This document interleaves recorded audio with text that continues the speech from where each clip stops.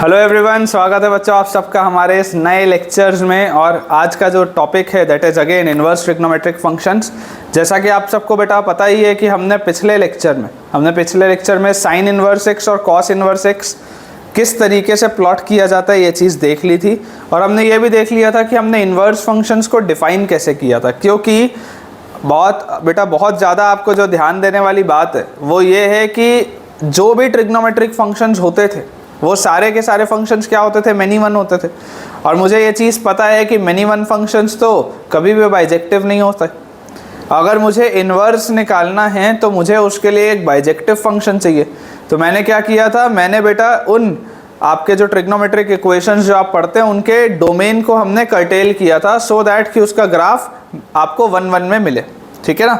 तो उसी पैटर्न को बेटा अपन आगे बढ़ाएंगे। साइन इन्वर्स एक्स और कॉस इन्वर्स एक्स हमने पढ़ लिया है। हमने ये देख लिया है कि साइन इन्वर्स और कॉस इन्वर्स दोनों का ही डोमेन -1 क्लोज से 1 क्लोज होता है।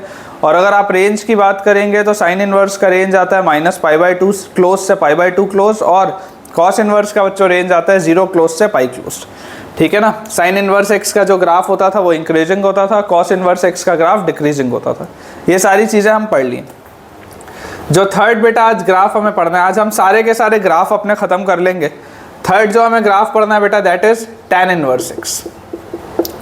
Inverse x. तो अगर हम सबसे पहले tan x का ग्राफ देखें, अगर आप tan x का ग्राफ देखें तो देखो tan x का ग्राफ किस तरीके का होता है।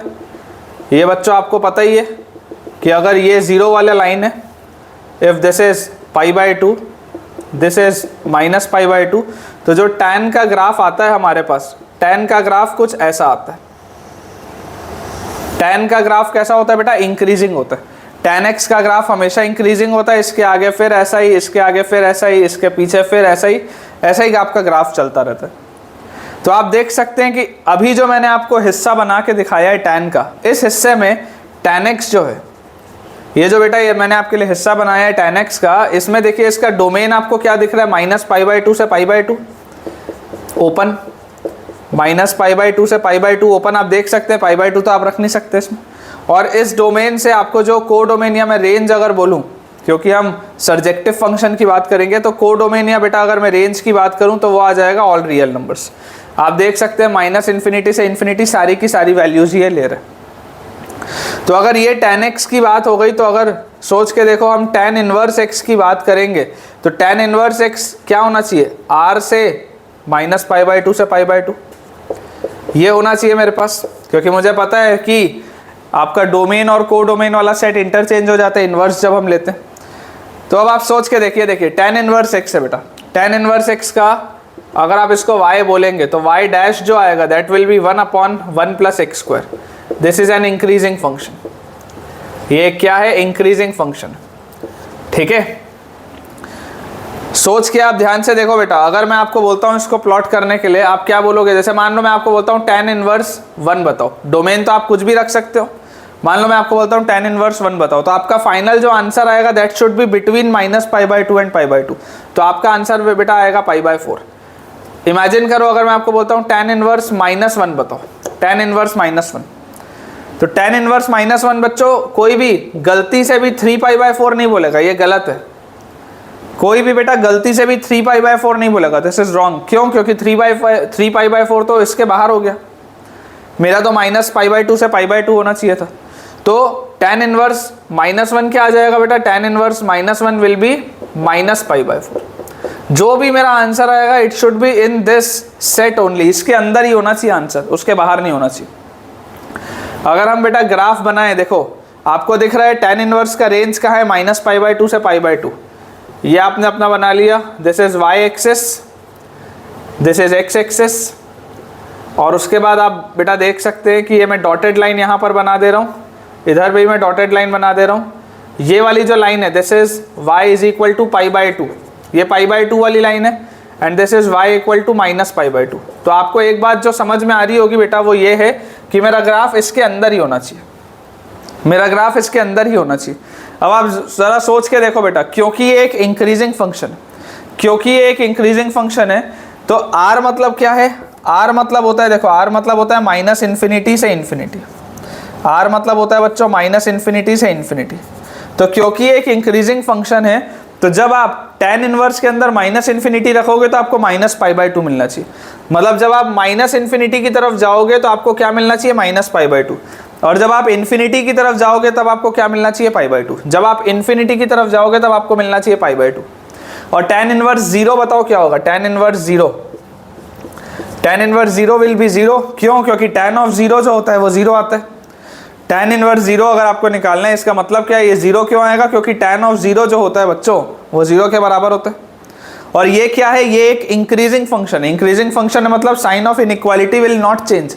माइनस इन्फिनिटी रखने पर माइनस पाई बाई टू मिलना चाहिए, इन्फिनिटी रखने पर पाई बाई टू मिलना चाहिए। और इंक्रीजिंग फंक्शन है तो सोच के देखो, जैसा मैं ग्राफ इसका बेटा बना रहा हूं, इसका ग्राफ कुछ ऐसा होना चाहिए अप्रोक्सीमेटली। देखो मैंने स्केच आपके लिए बेटा किया, इसका ग्राफ कुछ ऐसा होना चाहिए। देख सकते हो आप, ये एक इंक्रीजिंग फंक्शन है।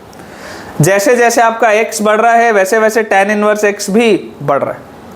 जैसे जैसे आपका x इनफाइनाइट हो रहा है, tan inverse x pi by two के पास जा रहा है। जैसे जैसे आपका x माइनस इन्फिनिटी की तरफ जा रहा है, tan inverse x minus pi by two की तरफ जा रहा है। आप देख सकते हैं जीरो पे इसकी वैल्यू जीरो है। अगर मान लो आप 1 रखोगे तो 1 पर इसकी वैल्यू देखो क्या आ जाएगी, 1 पर बच्चों इसकी वैल्यू आ जाएगी पाई बाय 4। अगर आप -1 रखेंगे तो -1 पर इसकी वैल्यू आ जाएगी माइनस पाई बाय 4। यहाँ पाई बाय 4 है, यहाँ पर माइनस पाई बाय 4। ये मैंने आपको लिख के दिखाया ये, ठीक है ना। तो ये सब बेटा बहुत काम की चीज़ें हैं। आज का लेक्चर अपना जो डेडिकेटेड रहेगा वो इस बात पर रहेगा कि हम एटलीस्ट सबसे पहले ये तो समझ जाएं कि हमको ग्राफ को प्लॉट कैसे करना है। एक बार हमने बेटा ग्राफ को प्लॉट करना सीख लिया तो उसके बाद फिर प्रॉब्लम नहीं, ठीक है। तो देखिए tan x का हमने ग्राफ बना लिया, tan इनवर्स x का भी हमने बेटा ग्राफ बना लिया। tan इनवर्स x हमने बढ़िया से प्लॉट भी कर लिया पाई बाई टू से माइनस पाई बाई टू के बीच में। मैंने आपको ये भी बता दिया कि tan इनवर्स x का डोमेन जो होगा, डोमेन इसका आ जाएगा all real numbers, that is minus infinity से इन्फिनिटी। और इसका जो रेंज आ जाएगा बच्चों that will be minus pi by two से पाई बाई टू। अगर हम इसकी प्रॉपर्टीज़ देखें, अगर बेटा हम इसकी प्रॉपर्टीज स्टडी करें जैसे हमने कल भी किया था, तो आप सोच के देख सकते हैं। देखिए ये भी जो है वो ए पीरियोडिक है। ए पीरियोडिक का क्या मतलब है कि ये रिपीट तो हो ही नहीं रहा है, ग्राफ पीरियोडिक तो है ही नहीं, ए पीरियोडिक। ए पीरियोडिक के बाद बेटा अगर आप देखेंगे तो देखिए ये भी जो है tan x जो होता था, tan x अनबाउंडेड होता था। क्यों? क्योंकि ये माइनस इन्फिनिटी से इन्फिनिटी के बीच में होता था। लेकिन tan इनवर्स x क्या है बेटा, tan inverse x is a bounded function. tan inverse x is a bounded function. क्यों? क्योंकि इसकी value minus pi by two open से पाई बाई टू ओपन के बीच में बंधी हुई, it is a bounded function. Third आप बेटा देख सकते हैं, this graph is symmetric about origin. ये ओरिजिन है, इस ओरिजिन के अबाउट देखो आपका ग्राफ सिमेट्रिक है। तो अगर आपका ग्राफ इसके अबाउट सिमेट्रिक है मतलब this is an odd function. अगर ये सिमेट्रिक है मतलब it is an odd function. Increasing है, ये मैंने आपको बता ही दिया है that this is an increasing function. ये मैंने आपको पॉइंट बता ही दिया क्योंकि इसका डेरिवेटिव जो आ रहा है इट इज ग्रेटर देन 0। आप ये भी देख सकते हैं, देखिए ये जो डेरिवेटिव है this is greater than 0 for all x belonging to real number. आपको जो भी x रखना है आप रख सकते हैं, हमेशा इसका डेरिवेटिव क्या आएगा, 0 से बड़ा आएगा। लास्टली मान लीजिए अगर मैं आपको बोलता हूँ कि यार bracketed of tan inverse x क्या क्या वैल्यूज ले सकता है, bracketed of tan inverse x बेटा क्या क्या वैल्यूज ले सकता है, तो आप क्या बोलेंगे कि tan इनवर्स x अगर मेरे पास लिखा है, अगर मेरे पास tan इनवर्स x लिखा हुआ है तो tan इनवर्स x की values minus pi by two से पाई बाई टू जा रही है। मतलब कि इसकी वैल्यूज जा रही है माइनस 1.57 से 1.57 तक। आप जब बेटा इसका ब्रैकेटेड करेंगे तो देखिए आपको सबसे पहले मिलेगा -2, फिर -1, फिर 0, फिर 1। ये रखने पर आपको 1 मिलेगा। इसका ब्रैकेटेड बेटा कभी भी आपको 2 नहीं मिल सकता। तो कौन सी 4 हमें इंटीग्रल वैल्यूज मिल रही है ब्रैकेटेड में, -2, -1, 0 एंड 1।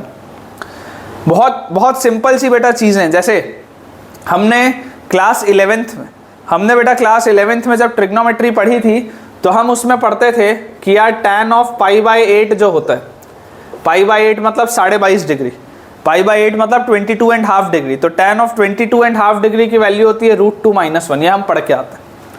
हो सकता है आपने ना पढ़ा हो, अगर ये सब आपको नहीं पता है तो आप 11th वाली प्लेलिस्ट देखें। लेकिन ये हम पढ़ के आते हैं कि tan ऑफ पाई बाई 8 की वैल्यू होती है √2-1। तो यहाँ से मान लो अगर आपको सवाल बहुत इजी सा आपको क्वेश्चन बोल दिया गया होता कि यार tan इनवर्स √2-1 कितना होगा। मान लीजिए अगर आपके पास बहुत इजी सा एक सवाल आ जाता है tan इनवर्स √2-1 कितना होगा, तो आप देख सकते हैं tan इनवर्स के अंदर जो चीज़ लिखी है वो एक रियल नंबर है, तो डोमेन तो मैं कुछ भी रख सकता हूँ, कोई इशू नहीं। लेकिन इसका जो फाइनल आंसर आएगा, इसका फाइनल आंसर शुड बी -π/2 से π/2 के बीच में। तो क्या मैं यहाँ से इसका आंसर π/8 बोल सकता हूँ? मैं इसका आंसर यहाँ से बेटा π/8 बोल सकता हूँ। क्यों मैं बोल सकता हूँ π/8? क्योंकि मुझे यह बात पता है कि π/8 जो है वो π/2 से छोटा है। ठीक है, मान लो वैसे ही अगर तुम्हारे पास एक कोई क्वेश्चन बोल दे कि यार बताओ tan इनवर्स x की वैल्यू अगर 2 है तो फाइंड x। ये सवाल है आपके पास कि tan इनवर्स x की वैल्यू अगर 2 है तो फाइंड x। तो आपको गलती से भी आंसर tan ऑफ 2 नहीं बोलना है। आपको गलती से भी आंसर tan ऑफ 2 नहीं बोलना है। ये फ्लो में गलती हो जाती है, अच्छे बच्चों से भी होती है। थोड़ा सा ओवर कॉन्फिडेंस जब हो जाता है, थोड़ा सा हम जब ध्यान नहीं देते हैं पेपर में, तो इस तरीके की गलतियां हो जाती हैं।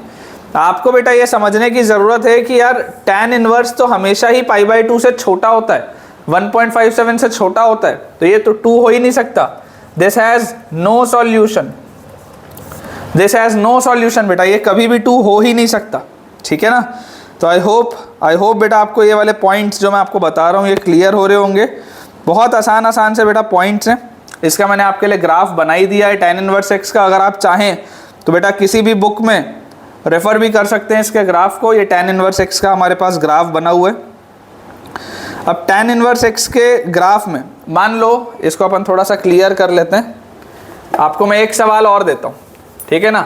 जो मैंने आपको बोला था बेटा कि आपको फंक्शन याद रखना है, याद करिए कल के लेक्चर में मैंने आपको एक फंक्शन बताया था और मैंने आपको बोला था कि उस फंक्शन को आपको याद रखना है क्योंकि वो कई बार किसी भी रिजल्ट में आ सकता है। ठीक है ना? कुछ ऐसे बेटा फंक्शंस हैं जिसका डोमेन रेंज हमारे टिप्स में होना चाहिए। कुछ ऐसे फंक्शंस होते हैं बेटा जिसका डोमेन और रेंज आपके टिप्स में होना चाहिए, अदरवाइज प्रॉब्लम होती है। तो देखिए, मान लीजिए आपको बेटा एक सवाल दे दिया जाए, आपको एक अगर हम सवाल दे दें कि यार y is equal to tan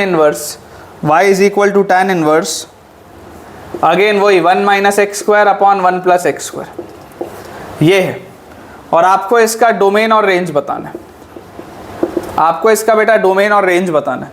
तो आपके टिप्स पे क्या होना चाहिए कि यार ये 1 - x² अपॉन 1 + x² जो था, इसमें तो x को आप कोई भी रियल नंबर रख सकते थे और इसका रेंज आता था -1 ओपन से 1 क्लोज। याद करो, कल ही मैंने कराया था x को tan थीटा रखो, ये पूरी चीज़ cos 2 थीटा में कन्वर्ट होगी। 2 थीटा को आप पाई नहीं रख सकते, मतलब -1 नहीं रख सकते, क्योंकि tan theta odd multiple of π/2 में अनडिफाइंड होता है। ये मैंने कल किया है। इसका मतलब बच्चों this question is as good as कि y is equal to tan inverse, और tan इनवर्स के अंदर मेरे पास -1 से 1 के बीच में पड़ा हुआ है। अब आप देख लो, आपका जो फंक्शन है, आपका फंक्शन क्या है? आपका फंक्शन एक इंक्रीजिंग फंक्शन है। tan इनवर्स -1 कितना होगा? -1 जैसे आप रखोगे तो इसकी वैल्यू आ जाएगी -π/4। tan इनवर्स 1 कितना होगा? 1 जैसे आप रखोगे इसकी वैल्यू आ जाएगी π/4। इसका मतलब इसका answer will be from -π/4 open से π/4 closed. This will be our answer बेटा। ठीक है ना? ये हमारे पास हमारा आंसर आ जाएगा। आई होप आपको बेटा चीज़ें क्लियर हो रही होंगी थोड़ी बहुत। ठीक है ना? थोड़ी बहुत बेटा आपको चीज़ें क्लियर हो रही होंगी। अब tan इनवर्स x क्योंकि हमने अच्छे से बेटा पढ़ लिए, तो अब बारी है cot इनवर्स x की। तो अपन cot इनवर्स x का भी ग्राफ को एक बार ढंग से देख लेते हैं। ठीक है, ये हो गया tan इनवर्स x। बहुत छोटे से बेटा इस पे सवाल बनते हैं, और वो सब आप बेटा तभी सॉल्व कर पाएंगे जब आपके बेसिक्स क्लियर होंगे। आज के लेक्चर में मैं इसलिए आपको सारे के सारे ग्राफ अच्छे से करवा दूंगा, उन पर बेस्ड मैं आपको बेटा क्वेश्चन भी करवाऊंगा। हम छोटे सवालों से स्टार्ट करेंगे ताकि हमारा थोड़ा सा कॉन्फिडेंस बूस्ट हो, और देखिएगा आपकी 3-4 लेक्चर के बाद तक जो क्वेश्चंस का लेवल होगा वो बहुत ही अच्छा हो जाएगा। ठीक है ना? नेक्स्ट बेटा जो हमारे पास ग्राफ है आफ्टर tan इनवर्स x, जो चौथा हमारे पास ग्राफ है that is cot inverse x। तो अगर बेटा अपन cot इनवर्स x की बात करें तो आप जरा सोच कर देखिए कि यार cot x का ग्राफ कैसा होता था। cot x का अगर आप ग्राफ बनाएंगे तो आपके पास ये 0 वाली लाइन है, ये वाली लाइन बेटा पाई वाली लाइन है, और cot x का बेटा जो ग्राफ होता था, अगर ये आप π/2 बोलते हैं, ठीक है, इफ दिस इज π/2, तो इसका ग्राफ कुछ ऐसा होता था। कुछ इस तरीके का इसका ग्राफ होता था बेटा। tan x हमेशा इंक्रीजिंग होता था और cot x हमेशा डिक्रीजिंग होता था, ऐसा इसका ग्राफ होता था। लेकिन हाँ इस बात बेटा इस ग्राफ में आप एक बात देख सकते हैं that this is a 1-1 function. अगर आप 0 से पाई में बात करेंगे, 0 से पाई में, तो दिस इज अ 1-1 फंक्शन। तो cot x मेरा कहाँ से कहाँ डिफाइंड है बेटा? cot x इज डिफाइंड, अगर हम 0 से पाई में इसको डिफाइन करें बोथ ओपन, तो इसका रेंज क्या आ रहा है? ऑल रियल नंबर्स इसका रेंज आ रहा है। तो अगर मैं cot इनवर्स x की बात करूं तो cot इनवर्स x का डोमेन क्या होना चाहिए? ऑल रियल नंबर्स, और इसका रेंज क्या आ जाना चाहिए? 0 से पाई, ये मेरे पास होना चाहिए। अब अगर बेटा हम y is equal to cot inverse x है, अगर हम उसका डेरिवेशन देखें तो उसका डेरिवेशन होता है -1/1 + x², और आप देख सकते हैं that this is negative for all x belonging to real number. आपको जो भी x रखना है आप रख सकते हैं, दिस इज ऑलवेज क्या है? नेगेटिव। तो अगर बेटा ये हमेशा ही नेगेटिव है, एक चीज यार याद रखो, मैं आपको कल भी बताया था, दोबारा बता दे रहा हूं, cot इनवर्स x को आप कभी भी अगर आर्क cot x भी देखें तो कंफ्यूज मत होना। cot इनवर्स x को अगर बेटा आप कभी भी आर्क cot x भी देखें तो कंफ्यूज मत होना, बात एक ही है ना, बात एक ही है, बिल्कुल भी इसमें कंफ्यूज बेटा अपने को नहीं होना। तो हमारे पास आ गया क्या कि ये एक डिक्रीजिंग फंक्शन है, this is a decreasing function, और हमारे पास क्या आ गया कि इसका डोमेन है ऑल रियल नंबर्स, और इसका रेंज है 0 से पाई। तो अगर बेटा हम इसका ग्राफ बनाएं तो ये आपके पास 0 आ गया, ये आपके पास पाई वाली लाइन आ गई, y इक्वल टू पाई है ना, ये आपकी x एक्सिस है, ये आपकी बेटा y एक्सिस है। अब आपको इसमें दिखाई दे रहा है कि आपका जो ग्राफ है it is a decreasing function है ना, हमारा जो ग्राफ है that is a decreasing function. इसको अपन थोड़ा सा और पीछे से इसको प्लॉट करते हैं इस तरीके से, ताकि थोड़ी सी अपने को क्लैरिटी और रहे। इस तरीके से बेटा थोड़ा और पीछे से इसको अपन प्लॉट करते हैं। मान लो यहाँ पर π/2 है, मान लो यहाँ पर π/2 वाली डॉटेड एक लाइन में बना देता हूँ इस तरीके से।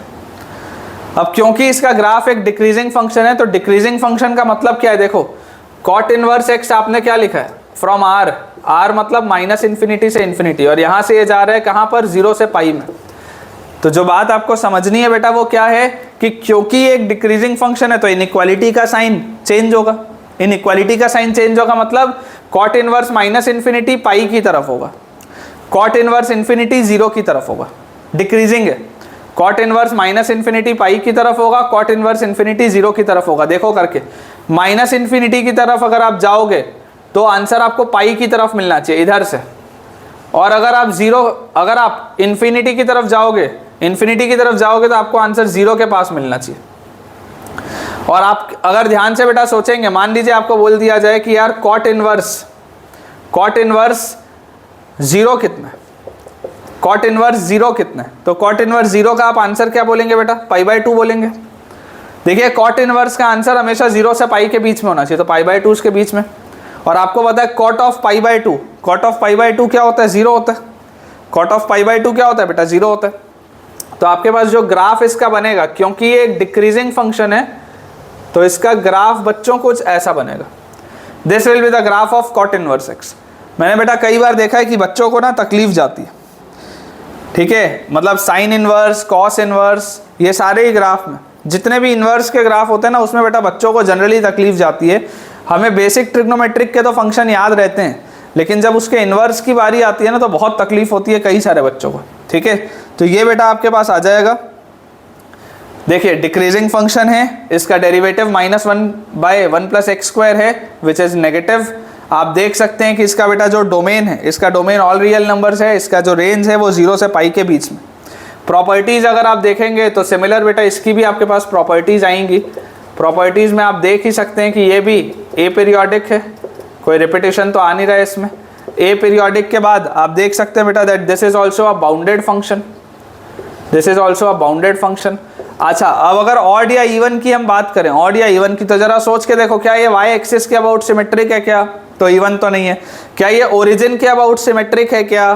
तो ऑड भी नहीं है। तो then this is neither odd nor even, NONE, neither odd nor even, ठीक है। ये डिक्रीजिंग है, ये बात मैंने आपको बताई दी है that this is a decreasing function.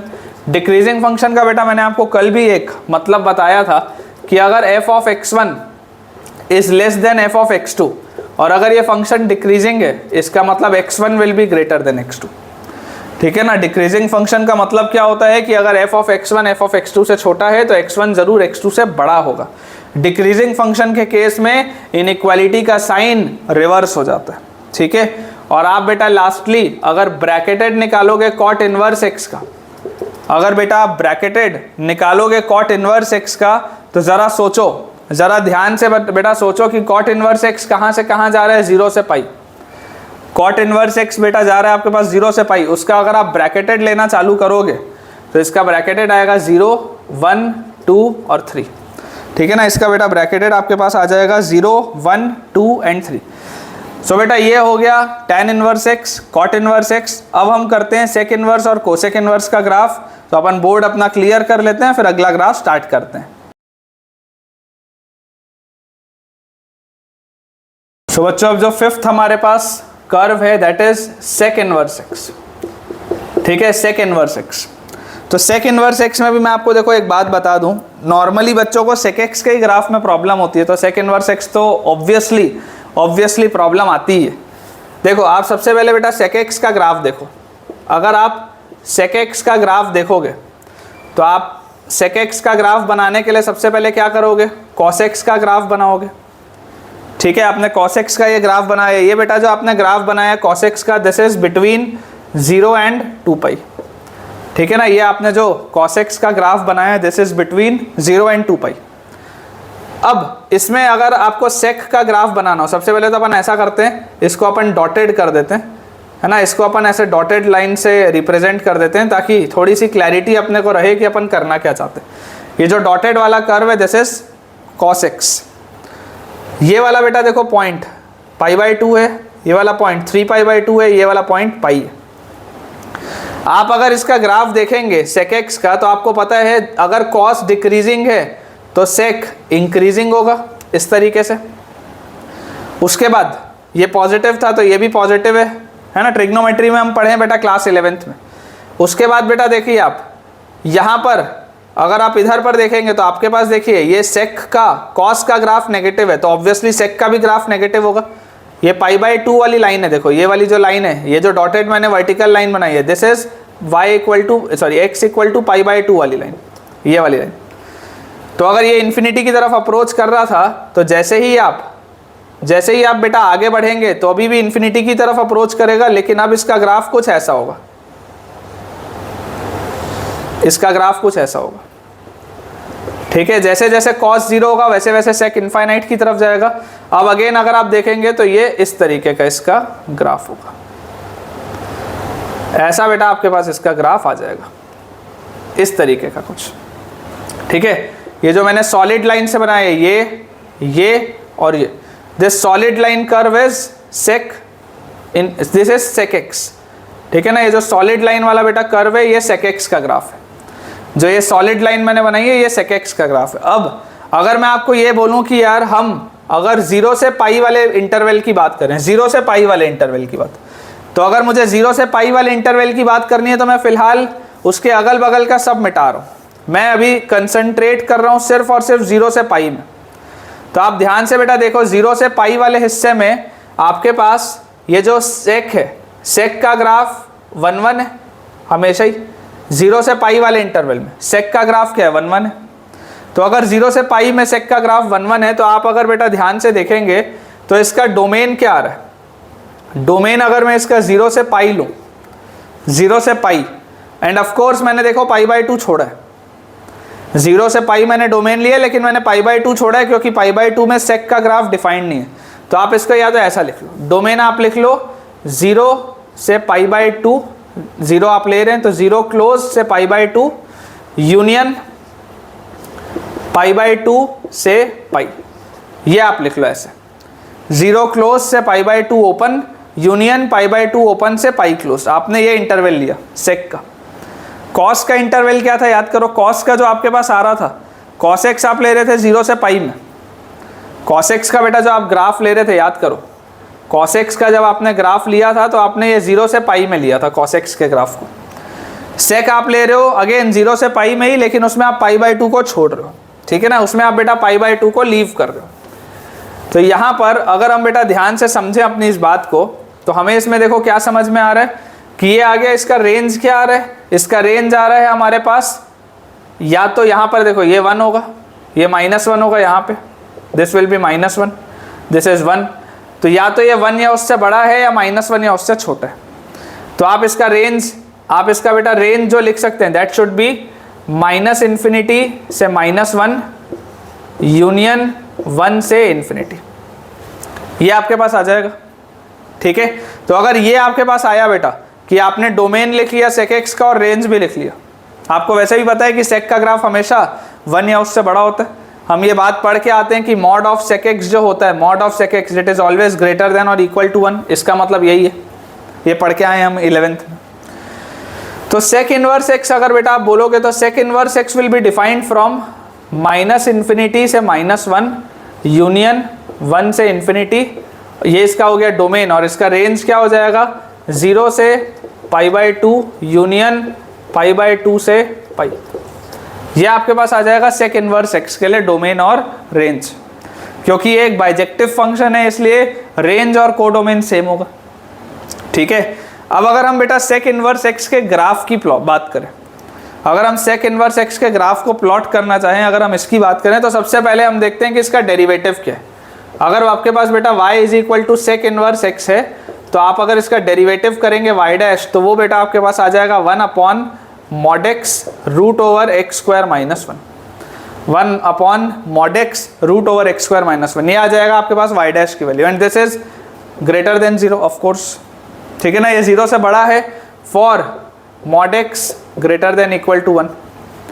अगर आप mod x को 1 या उससे बड़ा लेंगे तो ये हमेशा ही क्या है, डिफाइंड है, इसमें इस एरिया में, इस डोमेन में ये हमेशा ही डिफाइंड है।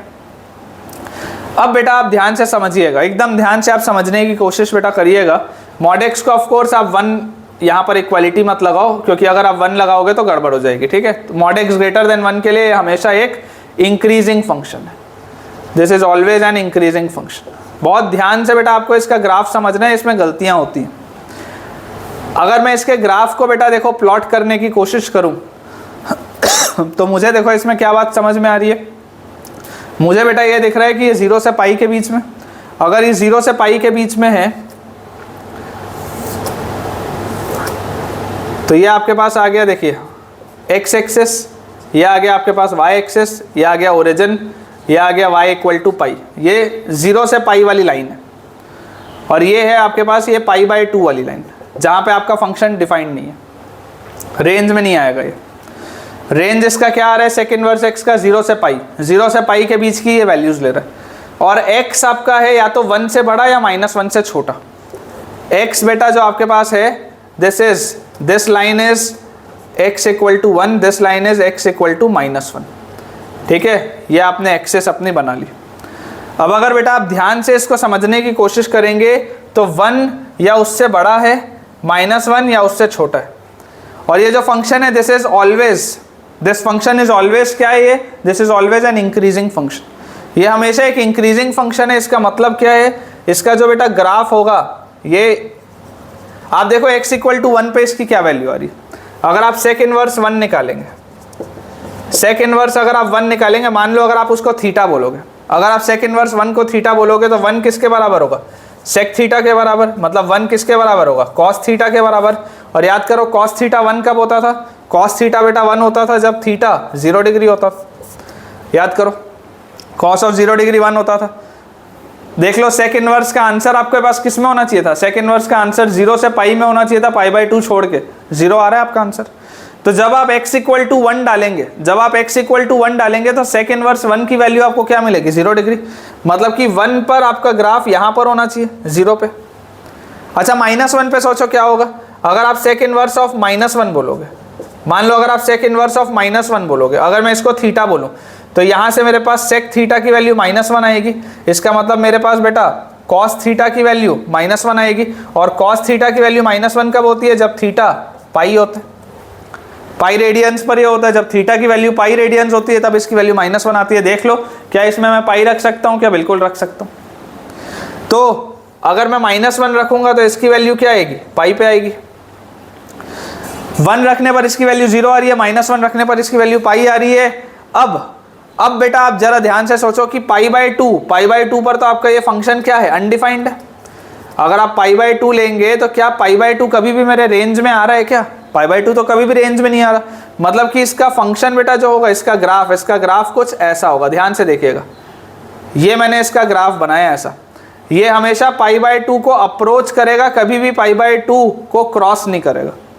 आप देख सकते हैं इस ग्राफ में, ये ग्राफ हमेशा एक इंक्रीजिंग ग्राफ है, this is always an increasing graph, और ये ग्राफ कभी भी पाई/2 को टच नहीं कर रहा है। इसलिए मैंने देखो पाई/2 पे ये ओपन सर्कल बनाया।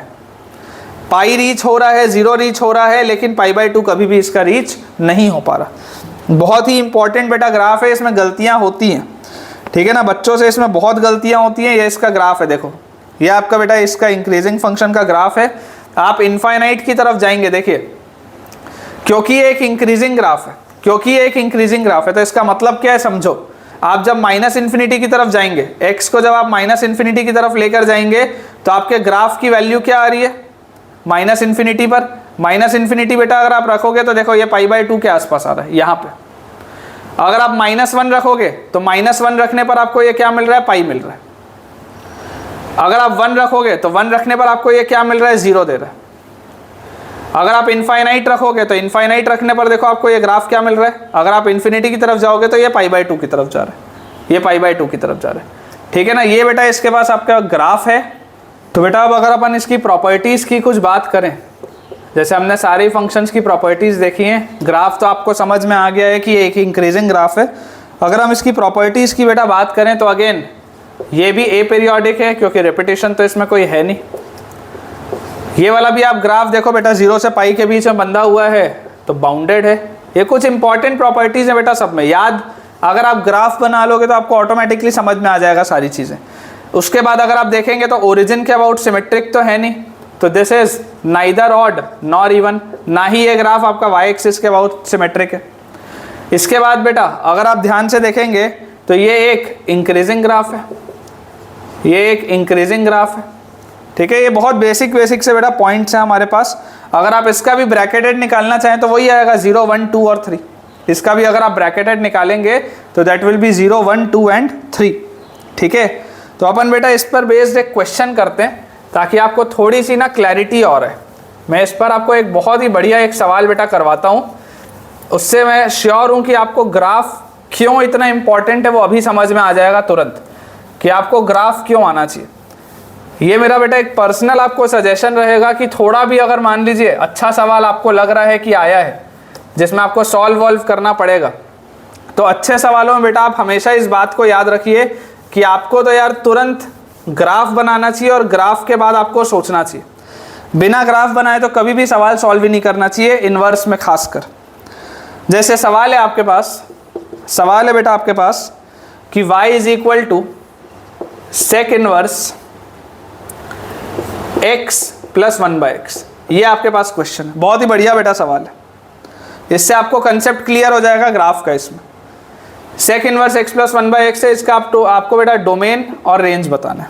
ये हमारे पास क्वेश्चन दिया हुआ है, इसका मुझे डोमेन और रेंज बताना है। सेक इनवर्स देखते ही मेरे दिमाग में आना चाहिए कि यार मुझे सबसे पहले इसका क्या करना है, ग्राफ बनाना है।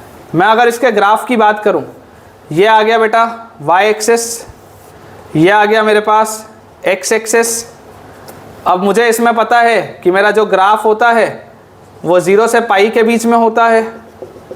पाई/2 वाली लाइन पर मेरा ग्राफ कभी भी क्रॉस नहीं करता है, और ये जो होती है वैल्यूज़ ये -1 और 1 के बाद होती है, -1 से 1 के बीच में नहीं होती। This is x equal to -1, this is x equal to 1।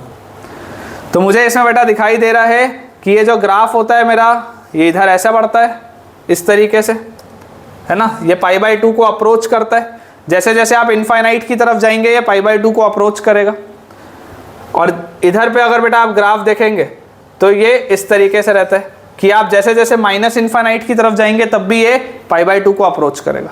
ये इसका बेटा ग्राफ है। अब मैंने अगर अपना ग्राफ बना लिया, मुझे दिख रहा है सेक इनवर्स x प्लस 1/x लिखा है। आप बेटा अपने प्रीवियस नॉलेज से ये बात जानते ही हो कि ये जो x प्लस 1/x लिखा है, ये जो x प्लस 1/x लिखा है, अगर x पॉजिटिव है तो ये पूरी चीज हमेशा 2 या उससे बड़ी होती है। x प्लस 1/x हमेशा 2 या उससे बड़ा होता है अगर x पॉजिटिव है तो। पढ़ के आए हो आप ये। अगर x नेगेटिव है तो ये चीज हमेशा -2 या उससे छोटी होती है। अगर x नेगेटिव है तो ये पूरी चीज हमेशा -2 या उससे छोटी होती है। ये बात आपको पता है। तो आपको ये तो दिख रहा है कि यार सेक इनवर्स के आगे जो भी चीज लिखी होगी, सेक इनवर्स के आगे जो भी चीज लिखी होगी या तो वो 2 या उससे बड़ी होगी या वो -2 या उससे छोटी होगी। सेक इनवर्स के आगे जो भी चीज लिखी होगी या तो वो 2 या उससे बड़ी होगी या तो वो -2 या उससे छोटी होगी। ये बात श्योर है।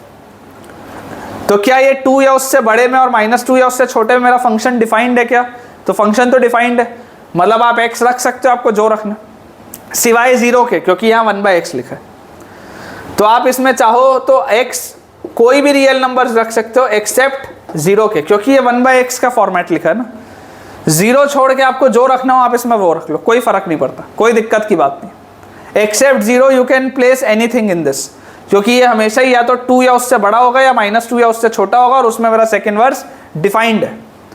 प्रॉब्लम आती है अगर मैं -1 से 1 के बीच की कोई वैल्यू रख देता, क्योंकि इसमें तो मेरा ग्राफ मौजूद ही नहीं है।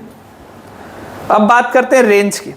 रेंज की बेटा अगर आप बात करोगे तो आपको देखो बोला जा रहा है कि या तो ये 2 या उससे बड़ा है या -2 या उससे छोटा है। आपका जो ग्राफ है या तो बेटा वो 2 या उससे बड़ा है या -2 या उससे छोटा है, अंदर जो भी है सेक इनवर्स के।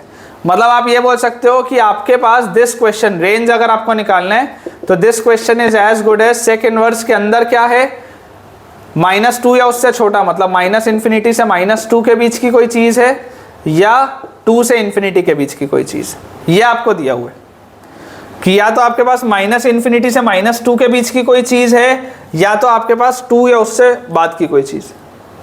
अब आप जरा बेटा सोच के देखो, -∞ से -2 के बीच में आपका ग्राफ कहां पर होगा? ये देखो मैं जिस तरीके से ये वाला बना रहा हूं, -∞ से -2 के बीच में आपका ग्राफ यहां होगा। -2 से -1 के बीच में ग्राफ मेरा ऊपर था, तो मुझे तो -∞ से -2 के बीच में देखना है, तो ये वाला हिस्सा होगा ग्राफ का। और 2 के बाद मेरा ग्राफ इधर पर होगा कहीं पे, 2 के बाद बेटा मेरा ग्राफ यहां पर होगा कहीं पे। तो मुझे इससे देखो क्या चीज समझ में आई कि यार इसकी वैल्यू -2 कब आएगी, इसकी वैल्यू -2 कब आएगी? देखो सेक इनवर्स -2 कौन से थीटा पे आएगा? मान लो मेरे को एक बार के लिए तुरंत याद नहीं है, तो मैं क्या बोलूंगा, थीटा मान लो। तो यहां से आपके पास आ जाएगा सेक थीटा का वैल्यू -2। अगर आपके पास सेक इनवर्स -2 की वैल्यू थीटा आई है तो यहां से बेटा आपके पास सेक थीटा की वैल्यू क्या आ जाएगी, 2। यहां से बेटा आपके पास कॉस थीटा क्या आ जाएगा, -½ कॉस थीटा -½ आ जाएगा। अब आप जरा याद करो कॉस थीटा -½ कब होता था? कॉस थीटा को अगर आपको बेटा -½ कर रहे हैं, if you want cos theta to be -½ बहुत ध्यान से सुनना, तो आप कॉस थीटा को -½ कब बोलेंगे? सेकेंड क्वाड्रेंट में अगर आप बोलेंगे पाई -π/3। सोच के देखो, कॉस ऑफ पाई -π/3 क्या होता है? Cos of 180 - theta minus cos theta, मतलब minus cos π/3 minus cos 60 degree कितना होता है? -½ होता है। मतलब कि आपके पास एंगल क्या आ रहा है, पाई -π/3, मतलब कि क्या मैं ये बोल सकता हूँ कि theta is basically 2π/3, theta is 2π/3। आप जरा सोच के देखो, क्या आप थीटा को 2π/3 रख सकते हो क्या? क्या 2π/3 0 से पाई के बीच में है क्या? बिल्कुल है। मतलब कि इसकी वैल्यू -2 कौन से एंगल पे आ रही होगी? ये जो होगा पॉइंट, ये वाला point, this point will be equivalent to, यहां पर देखो मैं लिख दे रहा हूं 2π/3, ये 2π/3 के करीब होगा। वैसे ही आपके पास अगर 2 लिखा हुआ है, मान लो अगर आपके पास 2 लिखा हुआ है कि यार सेक इनवर्स 2 क्या होगा, तो आप अगर उसको बेटा थीटा मानो, अगर आप उसको थीटा मानो तो आप इसको क्या बोलोगे कि यार सेक थीटा 2 होना चाहिए, मतलब कि कॉस थीटा ½ होना चाहिए। अब कॉस थीटा ½ कब होता है? कॉस थीटा ½ कब होता है बेटा? 60 डिग्री पर ½ होता है, मतलब थीटा आपके पास कितना आ जाएगा? π/3 आ जाएगा। 60 डिग्री के हिसाब से थीटा π/3 आ जाएगा। क्या मैं π/3 रख सकता हूँ क्या? हाँ रख सकता हूँ, 0 से पाई के बीच में।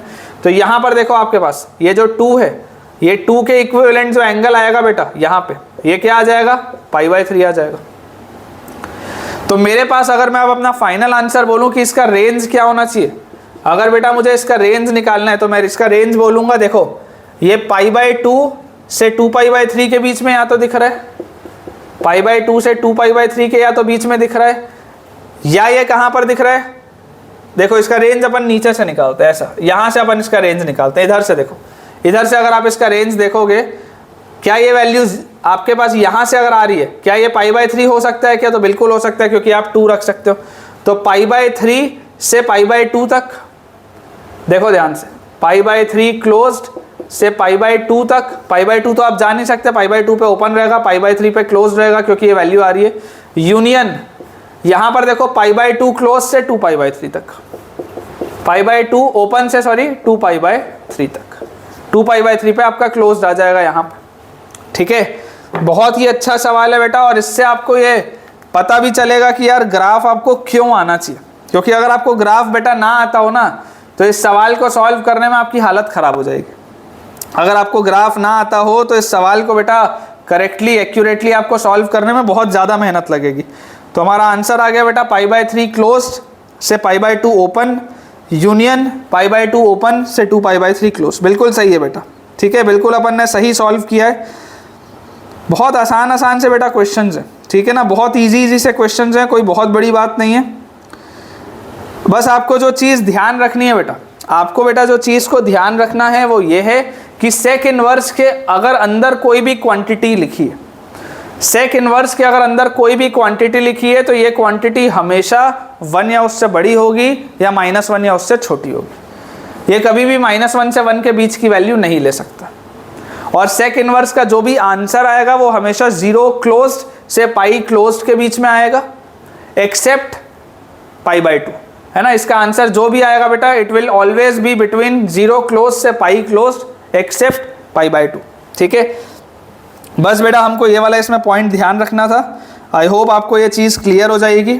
ठीक है, अब इसके बाद बेटा जो अपने को अगला ग्राफ बनाना है, अगला बेटा हमारे पास ग्राफ है कोसेक इनवर्स एक्स का। तो अपन अपना बोर्ड क्लियर कर लेते हैं और कोसेक इनवर्स एक्स का एक अपन बस ग्राफ और देख लेते हैं, उसके बाद फिर अपन बेटा अपना आज का लेक्चर एंड करेंगे। ठीक है ना, बस कोसेक इनवर्स एक्स का भी अपन ग्राफ देख लेते हैं ताकि अपने को बेसिक्स जो हैं इस चैप्टर के वो हमारे क्लियर हो जाएं। उसके बाद फिर हम क्वेश्चंस की प्रैक्टिस स्टार्ट करेंगे अलग अलग, ताकि हमारा कमांड और अच्छे से आ पाए इस चैप्टर में। तो नेक्स्ट बेटा जो ग्राफ है, लास्ट बेटा हमारे पास ग्राफ है कोसेक इनवर्स एक्स का ग्राफ। लास्ट हमारे पास ग्राफ है कोसेक इनवर्स एक्स का। अब अगर बेटा आपको कोसेक इनवर्स एक्स का ग्राफ बनाना है तो इसका अप्रोच क्या होगा, पहले मैं आपको बोलूँगा कोसेक एक्स का ग्राफ बनाओ। कोसेक एक्स का ग्राफ बनाने के लिए आप क्या करेंगे, साइन एक्स का पहले ग्राफ बनाएंगे। तो ये देखो, ये 0 से 2π में बेटा हमने साइन एक्स का ग्राफ बना लिया। अब जैसे ही साइन एक्स का हमारे पास ग्राफ बना तो देखिए कोसेक एक्स का आपके पास ग्राफ कैसा होगा मैं आपको बता देता हूँ। यहाँ से ये इस तरीके से चालू होगा और जहाँ जहाँ पर ये 0 हो रहा होगा, साइन जहाँ जहाँ पर 0 हो रहा होगा बेटा वहाँ पर आपका कोसेक जो होगा वो अनडिफाइंड होगा। तो ये इस तरीके से आपका ग्राफ ऐसा चलेगा। और यहाँ अगर आप देखेंगे तो ये इनफाइनाइट की तरफ जा रहा था, तो यहाँ से भी ये ऐसा आपके पास ग्राफ आएगा। ठीक है, और इसको अगर मैं इधर भी देखूँ, पीछे भी प्लॉट कर लूँ, क्योंकि यहाँ तो आप देख सकते हैं ये मैनी वन हो गया। अगर हम इसको बेटा पीछे भी प्लॉट कर लें तो हमारे पास ये डॉटेड लाइन है। तो इस तरीके से बेटा हमारे पास हमारा ग्राफ है, कुछ इस तरीके का हमारे पास हमारा ग्राफ आ रहा है। ठीक है, ये आपके पास बेटा ग्राफ है कोसेक एक्स का, y = कोसेक एक्स का। अब अगर मैं देखूं कि मैं कौन से इंटरवल को लूं जिसके लिए कि ये 1 1 हो, तो मैं आपको बोल रहा हूं, देखो ध्यान से, जैसे आपने साइन में क्या लिया था, -π/2 से π/2 लिया था, इसमें भी आप वैसे लो। ये -π/2 वाली लाइन है, ये आपके पास π/2 वाली लाइन है। आप π/2 के आगे का सब भूल जाओ, आप π/2 के बेटा आगे का सब भूल जाओ, फिलहाल मेरे लिए कोई काम का नहीं। आप -π/2 से पहले का भी सारी चीज़ भूल जाओ, फिलहाल अपने लिए कोई भी काम का नहीं।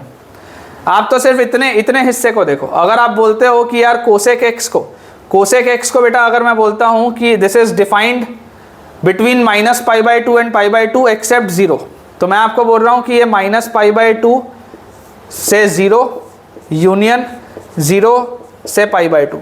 मैंने सिर्फ इतनी जगह पे इसको लिया, 0 पे अनडिफाइंड है।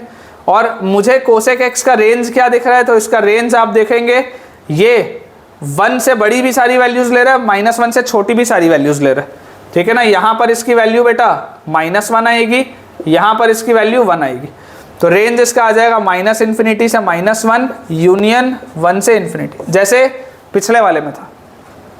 तो अगर हम कोसेक इनवर्स x की बात करें तो कोसेक इनवर्स x का डोमेन क्या हो जाएगा, from -∞ to -1, from -∞ to -1 union 1 से इन्फिनिटी, और इसका कोडोमेन या रेंज अगर मैं बोलूं तो दैट विल बी फ्रॉम -π/2 से 0 यूनियन 0 से π/2, ये मेरे पास आएगा। अगर मैं इसका डेरिवेबिलिटी चेक करूं तो इसका बेटा जो डिफरेंशिएशन आएगा that will be -1/mod x √x² -1, और आप देख सकते हैं कि ये हमेशा क्या होगा, नेगेटिव होगा। This will always be negative for all x greater then, for all mod x greater then 1। अगर आप x को 1 से बड़ा लोगे तब भी, और अगर आप x को -1 से छोटा लोगे तब भी।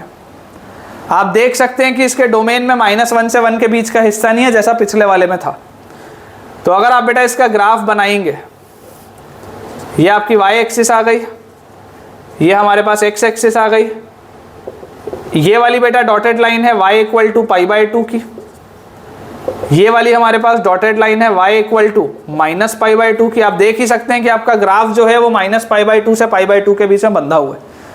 और मुझे इसमें एक बात और जो बेटा दिखाई दे रही है वो क्या है, वो एक बात और ये है कि x = 1 और x = -1, 1 और -1 के बीच में बेटा ग्राफ मेरा मौजूद नहीं होगा।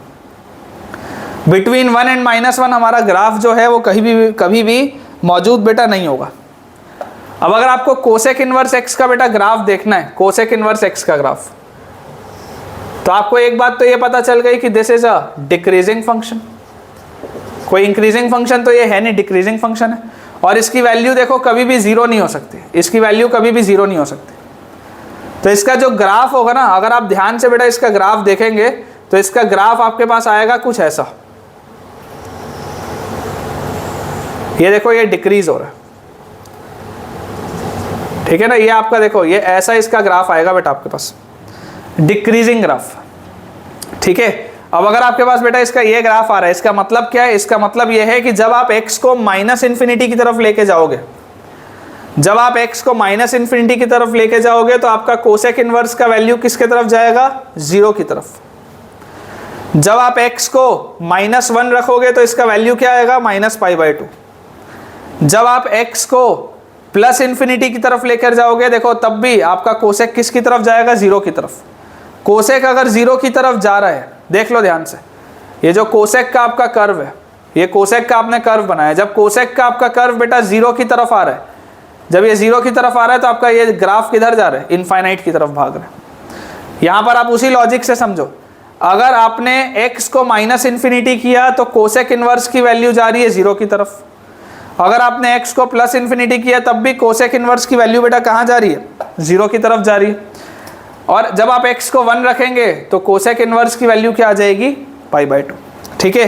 तो ये बेटा हमारे पास आ जाएगा इसका ग्राफ, कि इसका ग्राफ कहाँ से कहाँ है, बिटवीन -π/2 एंड π/2, और 0 पर बेटा इसकी वैल्यू जो है दैट इज ओपन, ठीक है। इसका डेरिवेशन हमने देख ही लिया है, it is always a decreasing function.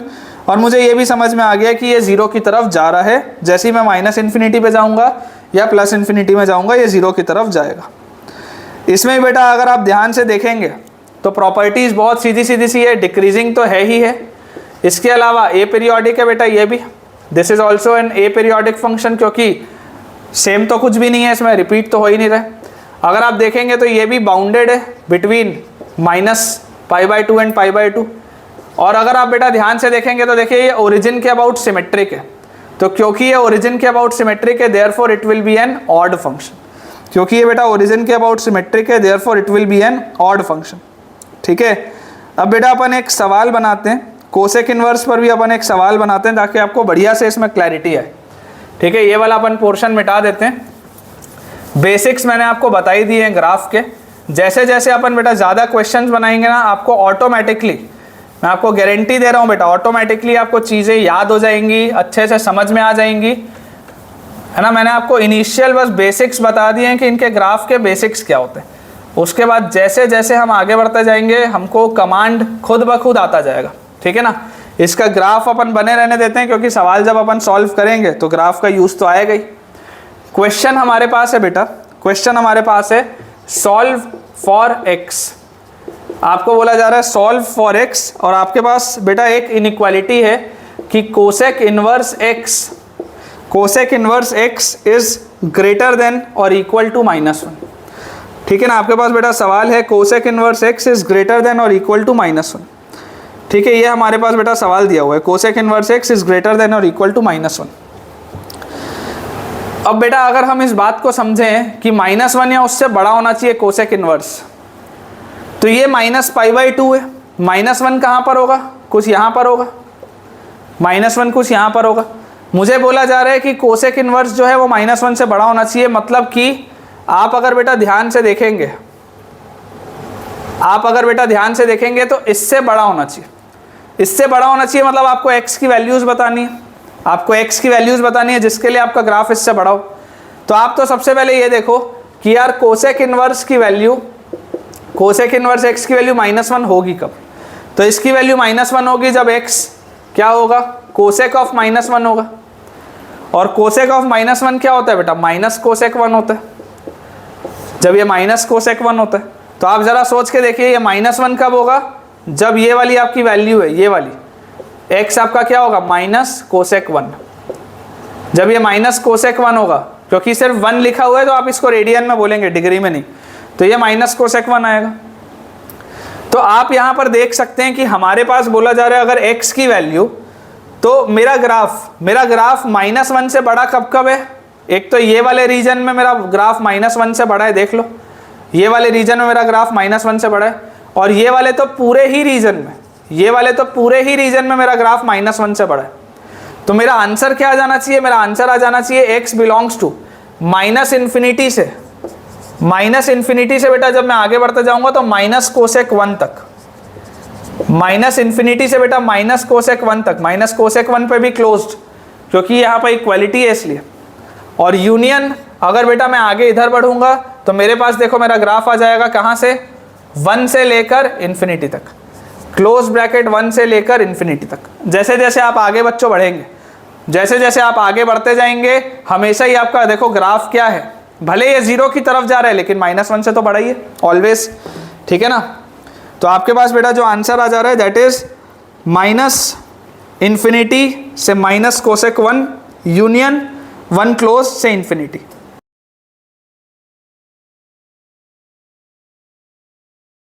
इसी में बेटा अब आप मान लो, इसी में बेटा अब आप मान लो कि अगर आपके पास सवाल, ये तो आपको आ ही गया समझ में, मान लो अगर आपके पास सवाल होता कि यार कोसेक इनवर्स एक्स बताओ 1 या उससे बड़ा कब होगा, सेम सवाल में एक्स के लिए आपको सॉल्व करना, और अगर क्वेश्चन होता कि बताइए कोसेक इनवर्स एक्स 1 या उससे बड़ा कब होगा, तो आप क्या बोलोगे, यार 1 कहाँ पर आएगा, 1 यहाँ पर कहीं पर आएगा। अब आपको चाहिए 1 या उससे बड़ा, आपको बेटा चाहिए 1 या उससे बड़ा, तो 1 या उससे बड़े में तो सिर्फ यही वाली मेरे को ब्रांच दिख रही है, देखो ये वाली, सिर्फ और सिर्फ ये सब तो बेकार हो गया। 1 या अगर उससे बेटा आपको बड़ा बोला जा रहा है तो ये वाली सारी की सारी चीज़ें तो बेकार हैं। मुझे बोला जा रहा है सिर्फ 1 या उससे बड़ा, आइदर 1 और या 1 से बड़ा। तो आप बेटा अगर 1 या उससे बड़े को देखेंगे ध्यान से, तो ये वाला जो आपके पास ब्रांच आ रहा है, तो आप ये समझो कि कोसेक इनवर्स एक्स की वैल्यू 1 होगी कब, कोसेक इनवर्स एक्स की वैल्यू 1 कब होगी, जब x की वैल्यू कोसेक 1 होगी। जब x की वैल्यू कोसेक 1 होगी मतलब ये क्या होगा, कोसेक 1 होगा।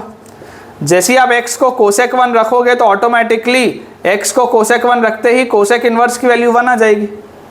और 1 या अगर उससे आपको बड़ा बोला जा रहा है तो आपके पास आ जाएगा x बिलोंग्स टू, देखो ये वाली लाइन कौन सी है, 1 वाली लाइन है, तो x belongs to close bracket 1 से कोसेक 1 तक। 1 से लेकर, ये x की वैल्यू 1 है ना, तो 1 से लेकर कोसेक 1 तक, इतने इंटरवल में 1 से लेकर कोसेक 1 तक देख लो आपका ग्राफ क्या है, 1 या उससे बड़ा है। ठीक है ना, 1 क्लोज से लेकर बेटा कोसेक 1 तक आपके पास आपका आंसर आ जाएगा।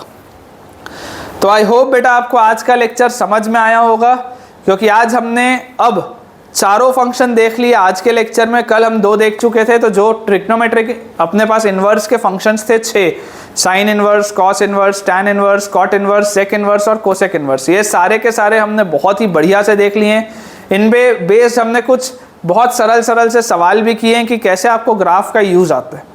तो अगर आपको वीडियो पसंद आया है आज का, तो ज़रूर बेटा आप वीडियो को लाइक करिए, चैनल को सब्सक्राइब भी करिए, दोस्तों के साथ इसको शेयर भी करिए और मुझे अपना एक जेन्युइन फीडबैक भी आप वीडियोस में दिया करिए ताकि हम भी इम्प्रूव कर पाएँ। अच्छा है तो ज़रूर उसको बताइएगा भी ताकि हम भी मोटिवेटेड रहें आपको इसी तरीके से पढ़ाने के लिए। तो बच्चों मिलते हैं अगले लेक्चर में काफ़ी सारे सवालों के साथ और प्रैक्टिस सेशंस के साथ। Thank you.